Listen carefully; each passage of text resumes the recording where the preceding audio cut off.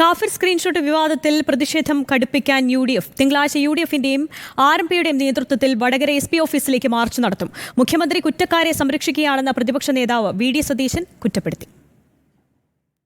കാഫിർ സ്ക്രീൻഷോട്ട് വിവാദത്തിൽ പ്രതിഷേധം ശക്തമാക്കാനാണ് യുഡിഎഫ് തീരുമാനം. വിവാദമുണ്ടായി 4 മാസത്തോളമായിട്ടും ഇതുവരെ പ്രതിയിലേക്ക് അന്വേഷണ സംഘം എത്താത്തത് പ്രതികളെ സംരക്ഷിക്കുന്ന പോലീസ് നിലപാടിന്റെ ഭാഗമാണെന്നാണ് യുഡിഎഫ് ആരോപിക്കുന്നത്. സംഭവത്തിൽ മുഖ്യമന്ത്രി കുറ്റക്കാരെ സംരക്ഷിക്കുന്നുവെന്നും ഡിവൈഎഫ്ഐ നേതാവിനെ ചോദ്യം ചെയ്താൽ വിവരം കിട്ടുമെങ്കിലും പോലീസ് അതിന് തയ്യാറാവുന്നില്ലെന്നും പ്രതിപക്ഷ നേതാവ് വി.ഡി. സതീശൻ കുറ്റപ്പെടുത്തി. ഇതൊരു ഭീകര പ്രവർത്തനത്തിന് സമാനമായൊരു വിദ്വേഷ പ്രവർത്തനമാണ്.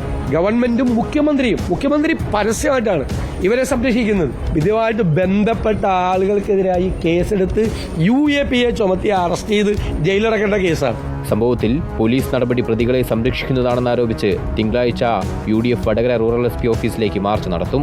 മുൻ MP കെ മുരളീധരൻ മാർച്ച് ഉദ്ഘാടനം ചെയ്യും. റിപ്പോർട്ടർ, കോഴിക്കോട്.